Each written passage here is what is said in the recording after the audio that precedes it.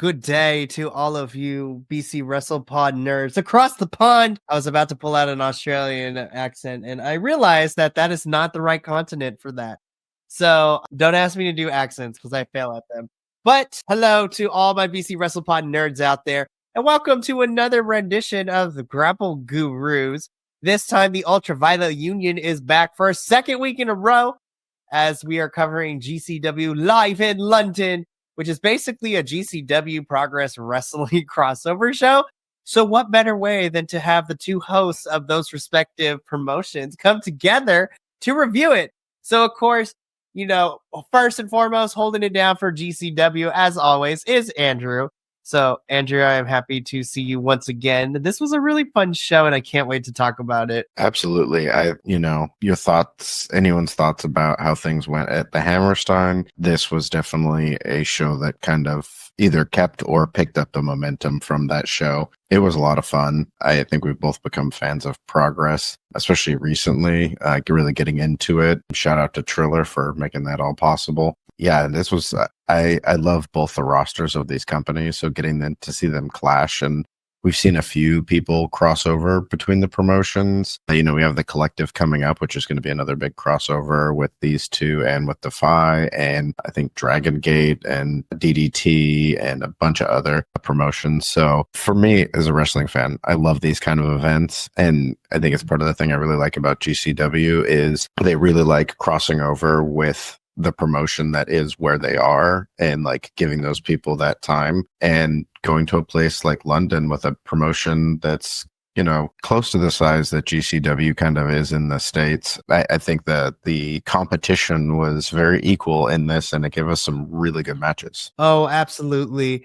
And of course, as me excited to bring in Progress Wrestling to our rotation, because I'm like, there's so much good British wrestling, and Progress has that moniker of being one of the top British promotions outside of Rev Pro.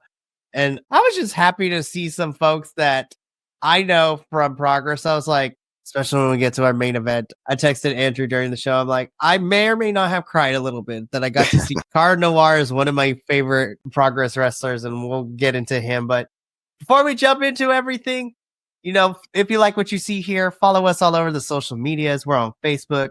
We have Instagram. We have a Threads. We're on Blue Sky. Of course, we have YouTube and Twitch. We also have merchandise. Link in the description below this video because, it's fun. Look at that design. Andrew's rocking our Squatchamania Running Wild t-shirt. We have some fun stuff. We have fun here. So perfect way to get a sweater, a long sleeve tee, a t-shirt, a mug. Spoil yourself because it's a holiday somewhere. Treat yourself to something nice. Alrighty. So I am now going to kind of tag in Andrew as he leads us through this. I am super excited. This is going to be a lot of fun. So Andrew, I tag you in. And where should we start? I feel like Garbage Daddies has started a lot of events lately for GCW. They just have such good high energy, and so does Lycos Gym. I enjoyed this match. I thought it was a lot of fun. I think it really got the fans hyped. But what did you think about seeing the Garbage Daddies go up against this team of Lycos Gym? So first and foremost, got to shout out the Progress crowd in the Electric Ballroom for this one because they kept up the energy the entire night, and I loved every single moment of it. Now, as far as these two teams, of course, we both are just coming off of watching the Garbage Daddies win the GCW Tag Team Championships not that long ago, literally a week ago. And so now they're already flying all over the world defending these things. Fantastic. And honestly, I really love that because of the style the Garbage Daddy wrestles as a tag team. I felt that Lycos Gym was like a very good opponent for them because they are very similar as well. I want them to fight again. I need a round two. I'm like, by the end of this match, I'm like, no, give me 5 more minutes. This was fantastic. They complement each other so well. Absolutely. I think this was a lot. It was one of those situations where same worked really well. We just had young high flyers who go out there and do things that you feel like they're risking their safety, but do it in such a way that they just make it kind of look effortless. I really love this tag team of Alec Price and Cole Radrick.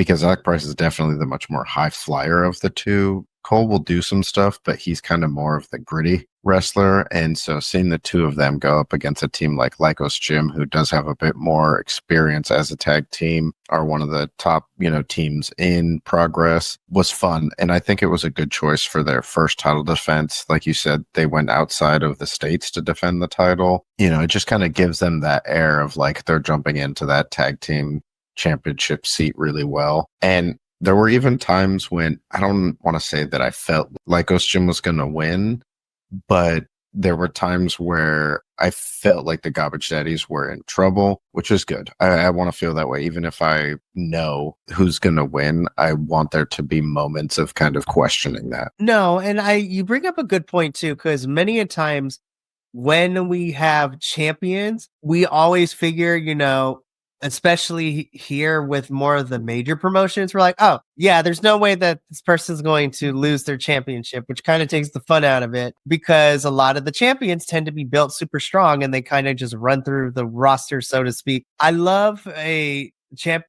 champions that are, we got to be careful because if we're not, somebody's about to take these titles from us. So I love a good back and forth struggle. And definitely, I think this was a good kind of first step out. Be like, oh no, Lycos Gym is about that life. So we need to figure out how we're going to retain these. So it was really nice to see them be able to retain the championships. But it also, for me personally, it was nice to see them. It's like, oh yeah, they earned this win to retain those championships. Absolutely.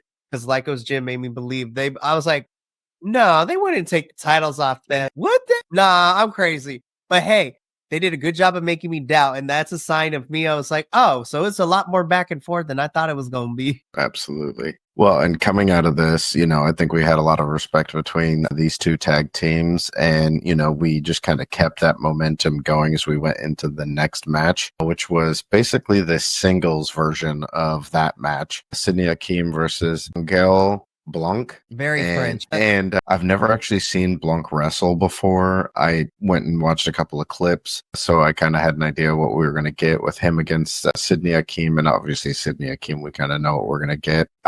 Again, this was great. It took that momentum and it just kept going from the opening match into this match. There was clearly a lot of hype. Like, we talked about it before we started the stream of how invested the audience was. The fans were just there. They were rooting for everybody on both sides, whether they were hometown or not. People cheered for Sydney Akeem because they respect, what he can do. But then obviously Blanc is a known commodity there as well. And so we got this throughout the night of the fans supporting both sides of the matchups. And in some cases, even cheering the GCW wrestlers over the like home wrestlers. And this was a match that I felt like that maybe it was coming out of the Garbage Daddies Lycos Gym match that the audience was really pumped into it. How do you think Blanc stacked up against Sydney Akeem? Do you think this was one of his more think up of this match? So I'm with you. I'm fairly new to Blanc as a wrestler. I was like, I need to do my homework a little bit. I liked what I saw. And so when I saw those clips, and of course, we've seen Sydney wrestle multiple times in GCW, so we know what to expect. I actually really like this match, but I feel like for the sense of watching Sydney in GCW, I feel like Blanc a little bit differently of how he's going to, because he's used to like the speedy high flyers. Blanc to me is very calculated in the way that he wrestles, in the sense that he's like, all right, I'm gonna go over here and then I'm gonna get you over here and then bam, I hit you with this. So I'm just like, which again is, I talk about this all the time when we do CMLL with Lucha Libre. I love luchadors and masked wrestlers that have intelligence behind their wrestling. It's like, okay, what am I going to do in order to get one up on my opponent?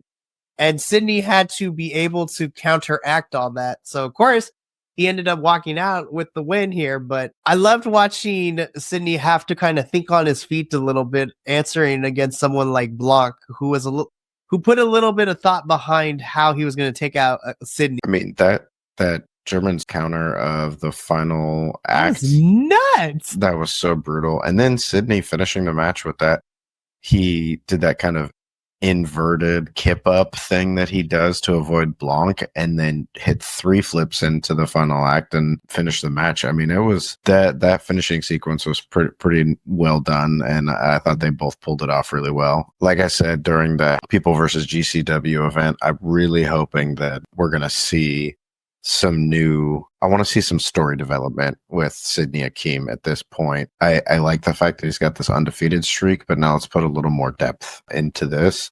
And I'm hoping that obviously this was a specialty, event. So hopefully once we get back to the States, which they do tomorrow, we will get to see some more development with Sidney Akeem and where he's going. Cause I think there's even more that he has to show us. So I'm really excited about it. Yeah, I agree with you because I feel like we have reached a point with Sydney where we've seen him of what he can showcase and what he can do. So now let's start putting some story writing behind him. And I mean, you brought it up during our, the People versus GCW review. Remind me again, what was the name of the two individuals who were accompanying Sydney? It's Culture Incorporated. Right. Yeah. And so I'm like, if we start a little faction with those three, I would be here for it. Cause listen, in wrestling in 2025, factions are going to help even the numbers game for you, as we have saw. Yeah.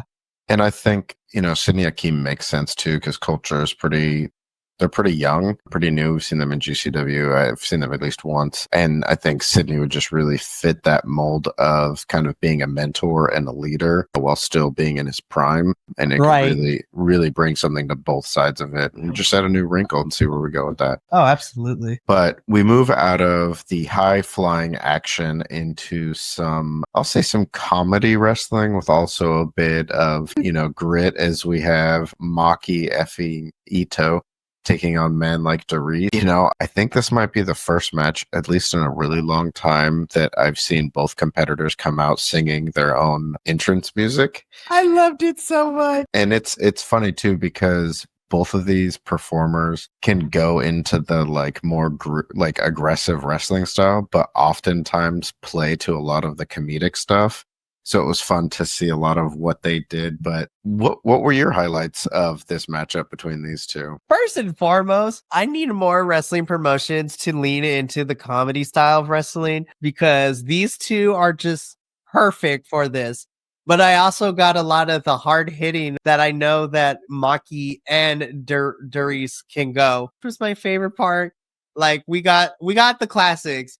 First and foremost, we had a karaoke sing along for like the first 5 minutes between Maki's theme song and Doris's theme song. I loved it so much.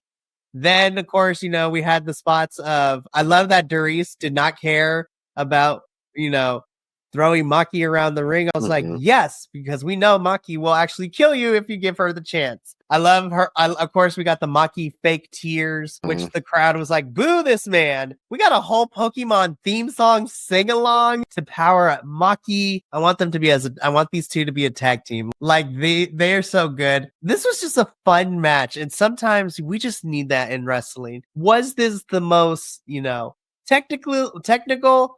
Not really. But that doesn't stop me from enjoying this match because we still got some good wrestling, but we got some comedy and entertainment. And I feel like sometimes as wrestling fans, we forget about the entertainment portion of sports entertainment. So I love this. This is so good. This was fun. Well, and it brought in that, more international style, Maki bringing in that Japanese style. I tell a lot of people, if you haven't seen GCW's tour in Japan, you should really go watch it, especially if you're a GCW fan, because it's a whole new way of seeing GCW wrestlers because so many of them respect the Japanese style and traditions of professional wrestling, but you get to see the Japanese wrestlers interact with them. And it's so seeing Maki Ito wrestle there with GCW was such a different, because it was, instead of seeing her in the world of GCW, it was seeing GCW in the world that she comes from. And Doris obviously has his own style. But yeah, it was fun. It was entertaining. It felt like, I don't want to say, oh, what's up? Hi, Will. You going to start watching GCW yet or what? I feel like Will would actually really like this Maki Ito man like Doris match because we love for good comedy wrestling. Honestly, I feel like this would be a good show to introduce GCW and Progress. Not to mention, I feel like we're going to see a lot of these folks, especially because, Scott Demore is out here trying to plan to take over 2025 because we got 2 Maple Leaf Pro Wrestling events coming up, and I'm just like, I'm excited. But I feel like this would be a good show to actually introduce Will to GCW and Progress. 100%. You can never go back through the door. But speaking of introducing people to GCW and Progress, the next match was also a great introduction to what to expect from GCW and Progress in 2 of their hardest hitting competitors going head to head. I told you when I saw this matchup, I text you that I want to see One Called Manders do a run in Progress. Honestly, Yes. I think the American Cowboy in England facing off so well together. Yeah, because some of that like British strong style would be so many good matches, and this was a great example of that. How did you think that Luke Jacobs? I mean, obviously he kept up with One Called Manders, but what did you think about of this matchup and how they delivered for the fans? It's crazy to me. You would think that Manders is a part of the Progress roster because the crowd, like the beginning of the match, and I love that Manders just played into it. He loved it, doing the air guitar, getting the hat and everything. Manders has grown on me so much since we started watching GCW. I love this man so much. And honestly, good on Manders because he got to face the Progress, champion in Luke Jacobs, who does a really good job, at least in terms of Luke Jacobs, of towing the line between being an absolute turd as a heel, but not really a heel. But I thought somebody was about to get their like block knocked off because I personally know that Luke Jacobs is very grounded in that strong hitting British style of wrestling. And we have seen Manders knock a couple heads, of his own in a couple other GCW shows. I'm on a round 2, and if I'm going to be completely honest, I would love to see Manders challenge Luke Jacobs for the Progress Championship, just even in a one-off. And hey, you know what? You brought up the fact that Manders needs to do a Progress run. I feel like we might be getting that because he is scheduled for the Love of Progress on Valentine's. Honestly, I think he's done a lot in GCW, and there's so many stories going on there. Letting him go over to Progress and just, spend the spring in doing some wrestling out there, I think could be a lot of fun and give us some really cool matchups. Commanders in the Super Strong 16 in May. Put him in that tournament. I'd be down for it. And I have to say, this is actually their second meeting. Jacobs is actually 2-0 against Manders. So I would love to see, though. I was kind of hoping that this matchup was going to be for the title, even though obviously I would have expected Jacobs to win at that. And it could have been fun. And this match was fun. It was hard hitting. It was brutal. It was rough. And they both gave it to each other. Luke Jacobs eventually walks out the victor. But yeah, I think Manders definitely won a lot of fans in this, and hearing the crowd chanting his name and singing songs about him was definitely one of the highlights of the evening. Oh my gosh, I loved it so much. I wanted to see Manders have a great 2025.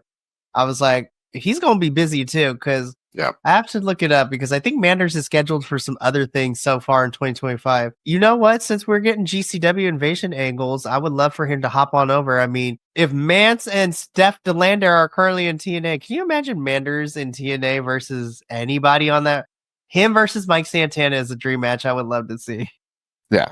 I mean, there's a lot of fun matches out there for Manders, and especially being the modern cowboy, I think he does it pretty well and keeps it pretty interesting. Oh, absolutely. And you know what? I'm excited to see what comes next for Luke Jacobs because he has his work cut out for him for My Own Destiny at the end of February because he has to defend that championship against, the winner of the Bastard Key in Tate Mayfair's, which I'm super excited with. I think that match is going to be amazing. Well, doesn't he? Am I correct? Does he have a tag team match coming up? Yeah, he's wrestling Subculture. Ethan Allen. Yeah, so obviously no title involved there, but yeah, it's a rivalry match that's going to be brutal. That's a blood feud right there. But yeah, we move on from this matchup to a kind of the young up and comer of Leon Slater, who's we've seen in TNA quite a bit, but he's at home in Progress wrestling against the reinvigorated Jimmy Lloyd, no longer Broski Jimmy, finally getting rid of those one-legged tights that I don't think anyone was a fan of. This was an interesting match for me. There Both these two have very different styles. I kind of expected Jimmy Lloyd to come out victorious, especially because of his whole big moment of denouncing his broski hood. But Leon Slater ended up coming out the victor. What'd you think about getting to see Jimmy Lloyd kind of return to Jimmy Lloyd? And how did you think Leon Slater kind of presented himself against this GCW kind of stalwart? So I'll start with Jimmy first. I thought it was very interesting. I like you brought it up. I was expecting Jimmy to win here. I wasn't, listen, I will forever and a day, like Leon Slater is that dude for me. Leon, I'm really hoping Leon has a big 2025. And it seems that, in his other home promotion here in the States, it seems that we're building him towards something. But in terms of this match, on paper, I was very interested to see how the two styles would mix because Jimmy Lloyd has a certain move set, and we know what Leon can do, both in GCW and Progress and TNA, and just how he is very energetic and high flying when it comes to all of this. I actually really like this match. I'm hoping that, and this is just me, what I don't want to see for Jimmy is that now that he denounced the broski hood of it all, I don't want to see him go on a losing streak because that's what tends to happen in wrestling is when someone denounces their old faction and becomes a face again, we just see them lose and lose. Did I also mention that they tend to lose? So I'm hoping because this was more of a specialty crossover show, and since I'm gonna be 100% honest, I think whenever Luke Jacob drops that title, I personally believe that Leon Slater should be the next one to hold that Progress Championship. Wow. And so I believe in the last couple of months, Leon has had 2 championship matches and they always ended in some crazy way.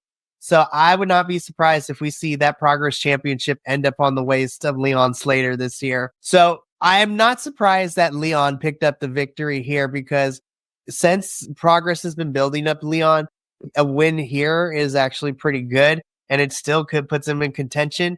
I just hope that this does not turn into a losing streak for Jimmy Lloyd. That's what I don't want to see. Absolutely. And, the part of this could be because there's no storyline going on here. So this could be a one-off for Jimmy Lloyd, and he's going to continue his story in GCW once they're back home. We'll wait to see. And, like you said, I have high hopes for Leon Slater, too, having seen him in TNA. I still really hope that they kind of live up to the hype of him being the youngest X Division champion. I think that'd be a great choice for him. And what a 2025 for him to hold the TNA X Division title and potentially a Progress title as well.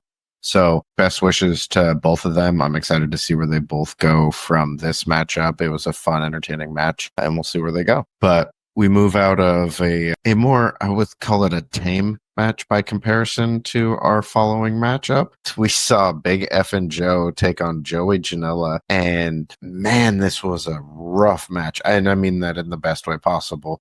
Not as in their execution of things, but the things that they did to each other was brutal. And I don't think it's a surprise to anyone who's seen either of these two wrestle that it kind of went the way that it did. There were tables, chairs, grinders, plastic bins, all kinds of ridiculous things. And this felt like it was the hype to get us to the top of the mountain and just kind of enjoy the rest of the excitement of the show. What did you think of this matchup between Big F and Joe and Big F and Joe and Joey Janela? And what were your highlights of the match?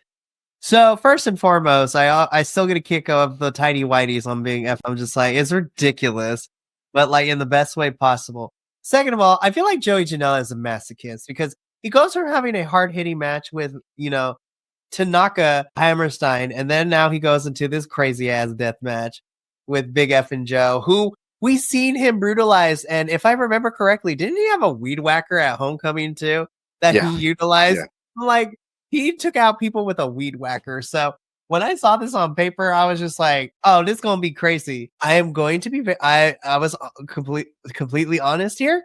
I'm kind of surprised we didn't see more blood. This is actually pretty clean for these two. I wonder if that has to do with, I don't know, British wrestling has something different. But then again, British wrestling also gets very bloodied. But yeah, some highlights for me include the freaking door, man. Like anytime there's a door, I'm like, at least it broke this time because poor Joey didn't go through the table correctly at Hammerstein. I was like, he just bounced off that thing. So I'm like, at least something broke when they went through it this time. So that was the whole Well, thing, but barely. one of those doors only cracked, and then Joey just threw himself through it to fully break it all the way. That double stomp when the door didn't break, you saw it crack but not break. And I was like, oh, that's so rough. I'm like, someone's about to break a foot or something. But no, I really enjoyed this match, and I'm glad that we actually got to see a quote unquote hardcore death match in here. And it's funny because I was like, Big F and Joe is not a progress wrestler, but he feels like he belongs here for Yep. some odd reason. But yeah, this was definitely the specialty match of the specialty crossover show. I love that Joey has become one of the faces of GCW. So put this man over. And again, I said it during our Hammerstein review. I love that Joey and how he's kind of turned around from all the stuff, and now he's out here doing amazing. And this match was a lot of fun. This was the match where it's like we're just gonna throw each other through things, and we're gonna entertain the crowd. And so I was like, we need at least one death match. So I'm glad we got it. Yeah, it definitely had a lot of, fun excitement. And I will point out that Big F and Joe is from Norfolk, England. So he kind of is a hometown wrestler. I mean, at least comparatively to Joey Janela. It was brutal. Joey Janela was pretty much willing to take whatever. So I enjoyed it. It was a lot of fun. Kind of really got me excited for the rest of the card. But The main event was cool and all, but this was the Yeah. match that I was looking forward to the most. I'm like, these bad bitches are about to fight, and I'm here for it all. And we had a surprise finish in this. Before this matchup happened, I was hoping that Megan was going to win this title because I thought this was a good place to hand this title over to Megan because I feel like it's about time. But I also thought that maybe that would set up a trilogy match. So they'd be one and one, and they would go into a rubber match, potentially at the J Cup. But I think we got something else that'll set up something very similar. But before we get to the finish, what were your thoughts on this match? Did it live up to the hype? Did it compare to the first one? Are you excited for potentially another matchup between these two? Listen, I want these two to fight forever. Look, it is no secret that whether she is in GCW or in TNA, Masha is that girl for me. And like Megan is also that girl. Shout out to Megan too, because reports are coming out that she's getting matches on AEW television too. So I was just like, you go, Megan. I'm here for all of it. But yeah, on paper, when I saw this match being signed, I was just like, I may have cried tears of joy through my phone. I'm like, honestly, this match was everything I wanted it to be. And I mean, not to spoil things, the ending had me, I was like, normally I'm not a fan of that, but you know what? I think this is setting up down the line, and I'm here for it. But yeah, I want these two to fight forever. I thought the match was great. This was fantastic. I love how these two have just been kind of over the last couple months have been within their circle.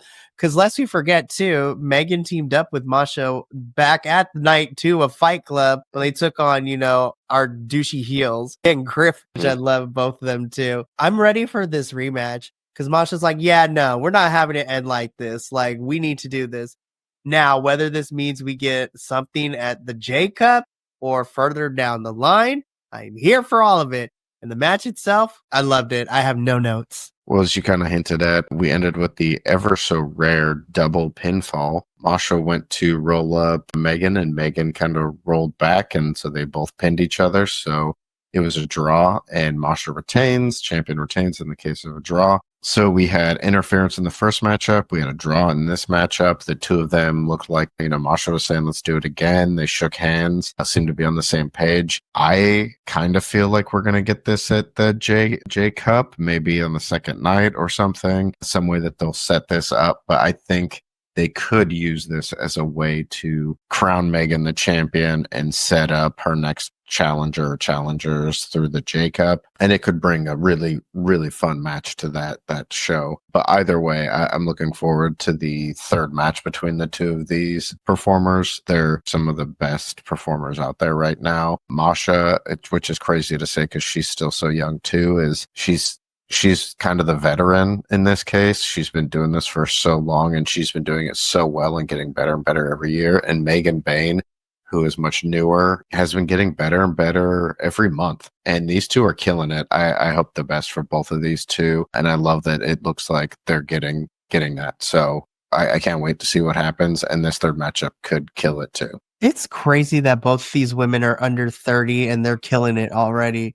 And I feel like that's what I love about GCW because a good chunk of their roster is still fairly Mhm. younger. Looking at our tag team champions, Masha, Megan, Joey to a certain extent. Like, Yeah. I'm excited. I agree with you. I cannot wait to see where their rubber match ends up Mhm. being. I would love for them to just have a championship match at the J Cup Mhm. because, outside of our tournament matches, I would love to see another standalone match and let it be for night one because night two is also going to get very crazy Yeah. because we have two psychopaths.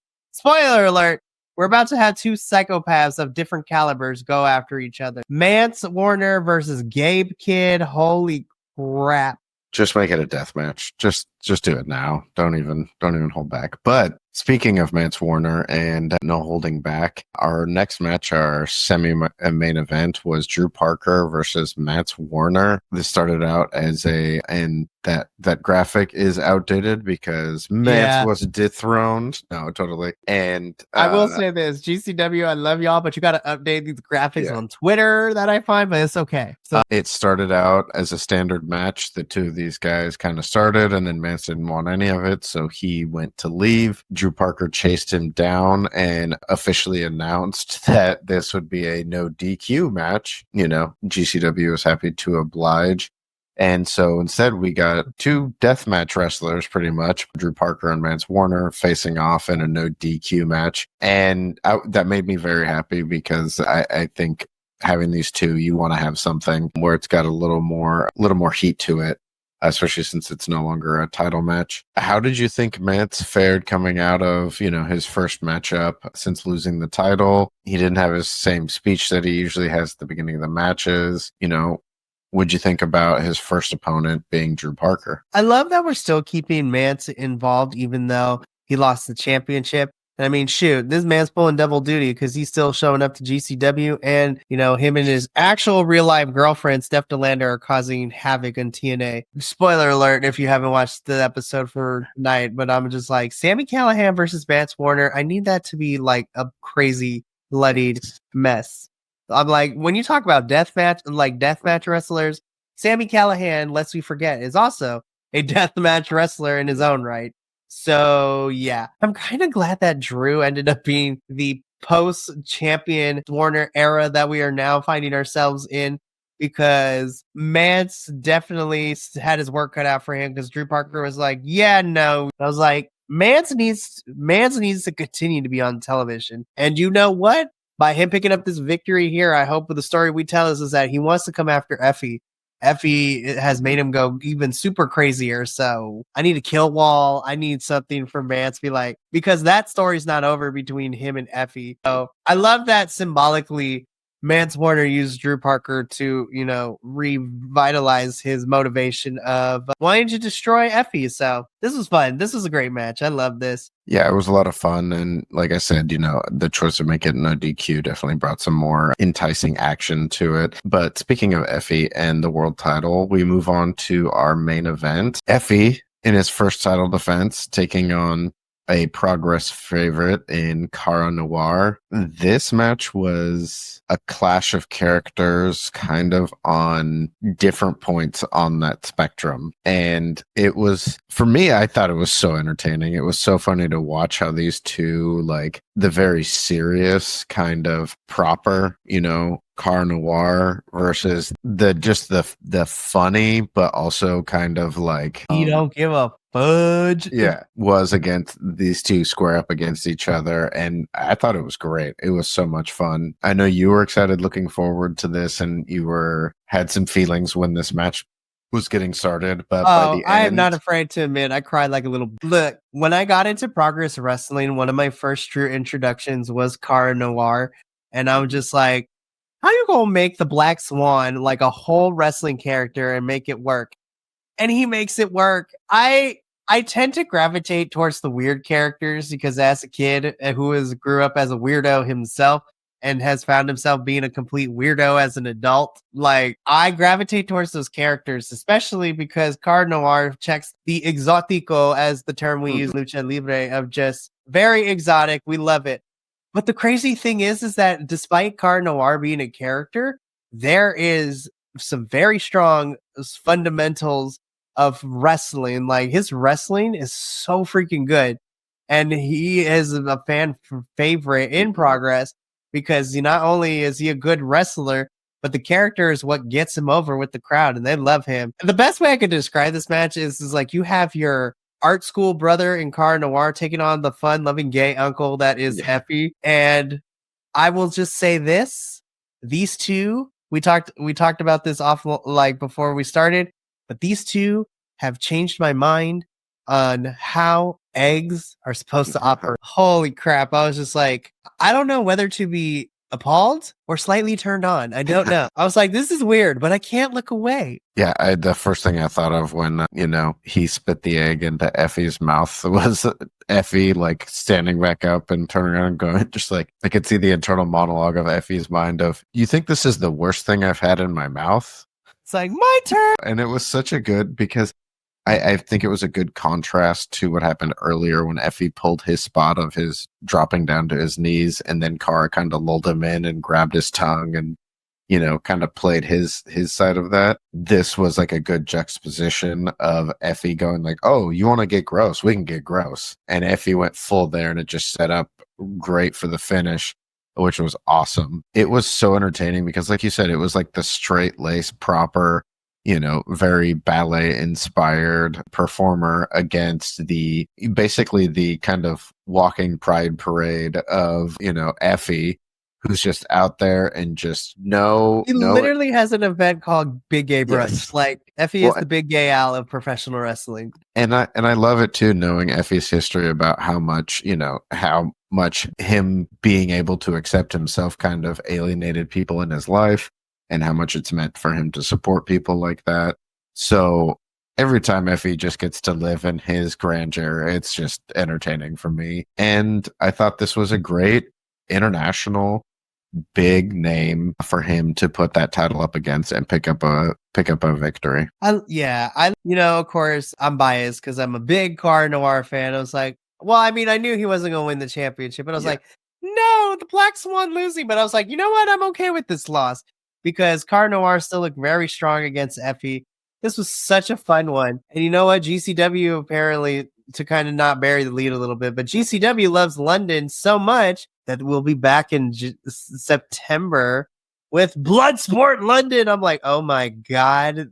I can't even imagine which British wrestlers are about to pop up in this piece. Like, holy crap. Yep. Well, that was a big announcement that we got for this event, was that was coming back. And I first of all, I love that GCW makes these announcements during their events. It's so smart. But this, like, where Bloodsport is going, like the different places that it pops up, kind of like this, the strong style tournament they have coming up. Like, there's so much potential for just seeing so much good violence. It could be a really fun show. I'm really excited. Oh, absolutely. GCW has me and you and the rest of the fans like booked and blessed because this show was great. And we only have to wait like 2 or 3 weeks before the next thing that we're going to be covering for GCW, which is the J Cup. I'm excited because this is my first like tournament like J Cup with GCW. So again, popping that GCW cherry, so to speak, with the Jake, which makes me super excited. The field for this tournament is stacked AF.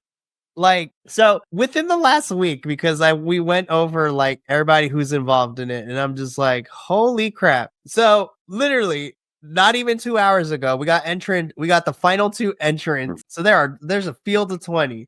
So far, of course, we already have Masha, Amazing Red, Marcus Mathers, Jack Cartwheel, Fuego del Sol, Alec Price, Mr. Danger, Sidney Akeem, Leon Slater, Drew Parker, Clark Connors of New Japan fame. That's crazy. Rich Swan, Drake Ariz, Atticus Coger, Joey Janela, Kevin Knight, Cole Radrick. And then the final 2 entrants are Charles Mason and Mr. Teriyaki himself. I'm so excited for Terry. And not on top of that, too, we're getting Mance Warner versus Gabe Kidd on night 2. They're going to kill each other. Like, I'm excited for this tournament because that's going to be the focal point. But I'm excited to see what non-tournament matches we get for it. I'm excited for the J Cup. This is gonna be great. But Well, before yeah, then, tomorrow we get Up All Night, which has a whole bunch of exciting matchups too. They're absolutely.